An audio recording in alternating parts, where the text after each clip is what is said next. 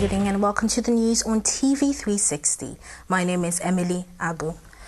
Terrorist sect Boko Haram has struck again, this time killing scores of people and setting churches and shops on fire at Delia village in Askira Umba local government area of Borno State. Witnesses say heavy armed insurgents attacked the village with improvised explosive devices, anti-aircraft guns and rocket-propelled launchers in the early hours of Monday from their base in Sambisa Forest. No casualty figures have been given following the attack, but their fears that many lives may have been lost. Pakistani rights activist Malala Yousafzai has met President Goodluck Jonathan to press for more action to free the over 200 schoolgirls abducted by Boko Haram in April 14. Malala met President Jonathan Monday in Abuja and urged him to meet the families of the kidnapped girls after she met with them herself on Sunday and expressed solidarity with them.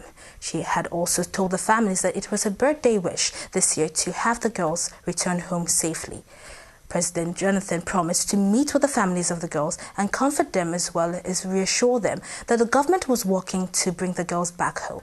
The kidnapped schoolgirls have been in Boko Haram's captivity for over 90 days now. Malala herself is a victim of terrorism. 2 years ago, she was shot in the head by the Palestinian Taliban militants for campaigning for girls' education. She survived after being airlifted to the United Kingdom for treatment.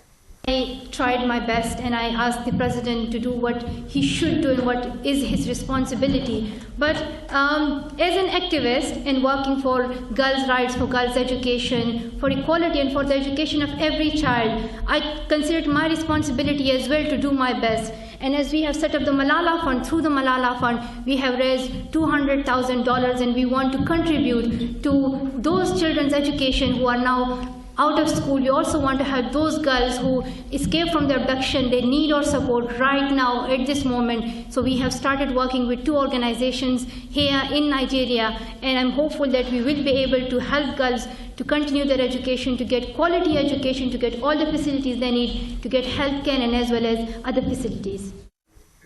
Meanwhile, leader of Boko Haram Abubakar Shekau has claimed responsibility for the June 25th bombing of a shopping complex in the capital Abuja and another series of attacks hours later on a fuel depot in Lagos. 21 persons were killed in Abuja when a bomb planted in a vehicle exploded at the entrance of the MAP shopping plaza around the Wuse area of Abuja. The police had played down on the Lagos blast, describing it as an industrial accident. Shekau made the revelation in a 16-minute video where he voiced support for the extremist Sunni Islamic State militants, ISIS, who have taken over large areas in Iraq and Syria. The terrorist leader also mocked social media campaign Bring Back Our Girls, which emerged after the Islamic sect kidnapped more than 200 schoolgirls in April from the remote northeastern town of Chibok. Nasarawa State Governor Umar Al-Mukura is facing a difficult time that could see him removed from office unless he does something to save his job. The State House of Assembly has commenced impeachment proceedings against him over alleged gross misconduct and misappropriation of funds. The bad news for Governor Al-Mukura is that the 24-member House of Assembly is dominated by the PDP. Governor Al-Mukura's APC controls just 4 seats in the House. The House, during a sitting on Monday, directed its clerk, Egoma Kafe, to serve Mr. Mukura with an impeachment notice. All the 20 PDP lawmakers in the House signed the impeachment notice during the session, which was presided over by Speaker Ahmed Mohammed. Meanwhile, in Adamawa State, it's a waiting game for Governor Murtala Nyako, as the 7 panel set up to investigate him over gross misconduct has now submitted its report to the House of Assembly. Speaker Umaru Vintiri received the report, saying the members should soon convey to look at the report before deciding whether the governor should be removed from office. The governor and his deputy, who were both facing impeachment, did not appear before the panel. They insisted the process was not followed in setting up the body to investigate them. The All Progressives Congress, APC, has called for an international probe into the activities of the dreaded Islamic group Boko Haram.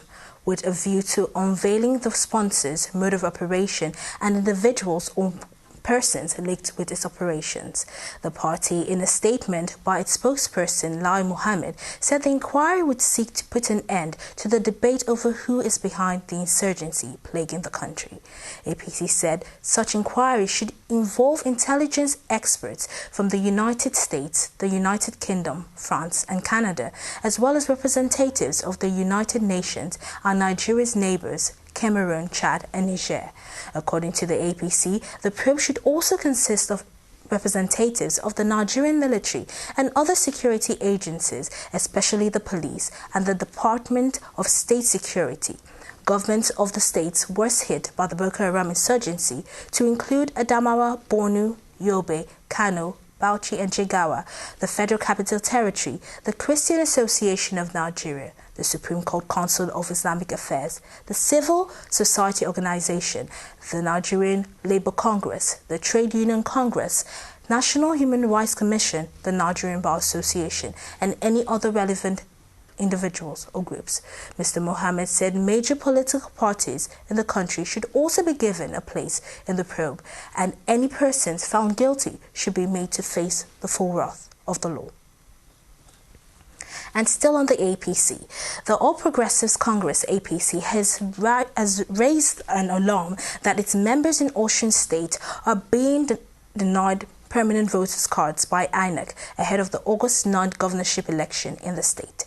Spokesperson of the party, Alhaji Lai Mohammed, alleged that INEC's actions may be employed to differentiate its members ahead of the governorship election in the state, since only those who possess the permanent voters' card will be allowed to vote. The Lagos state government has expressed worry over the Ebola virus ravaging West African countries around Nigeria's borders. In a bid to prevent an outbreak in the country, State Commissioner for Health, Dr. Jide Idris, has issued a statement where he preferred some precautionary measures that could be used to curb the spread of the deadly virus. Idris said the spread of the virus could be curtailed by washing of hands, often with soap and water, avoiding close contact with people who are sick, and ensuring that objects used by the sick are decontaminated and properly disposed. The commissioner said the disease, which is yet to have a specific cure, could be detected by fevers, headaches, chills, diarrhea, vomiting, and sore throat, backaches, as well as joint pains. He said other symptoms include bleeding from the ears, eyes, and nose, bleeding from the mouth and rectum, eye swellings, swellings of the genitals, and rashes all over the body that often contain blood. And now on the foreign scene, the wrecked Italian cruise ship Costa Concordia has been successfully raised from the undersea platform it has been resting on for the past year. The wreck, which is the target of one of the biggest maritime salvage operations in history, is now floating about 1 meter off the platform. In all, the refloating operation is expected to take 6 or 7 days. The ship will then be towed to its home port, Genoa, where it will be scrapped. The Concordia struck a reef off the Italian island of Giglio in January 2012 and capsized, killing 32 people. And moving on to sports now. Luis Felipe Scolari has resigned from his position as the coach of Brazil's national team following the unfortunate end to the team's World Cup campaign. The 65-year-old initially refused to step down following the team's 7-1 defeat at the hands of Germany and insisted his future was in the hands of the Brazilian Football Federation Association. The veteran guided the Seleção into the World Cup title in 2012 and Confederation Cups last year, and oversaw 19 wins, 6 draws and 4 defeats in his second spell in charge of the national team. Brazil, the host to the just concluded World Cup, entered the tournament as favourites to win their 6th World Cup title, but failed when it mattered most. After 2 poor games, the team had to settle for the 4th position in the tournament. And that's it on the news tonight. Thank you very much for joining us. My name is Emily Agu. Do have yourself a good evening. Goodbye.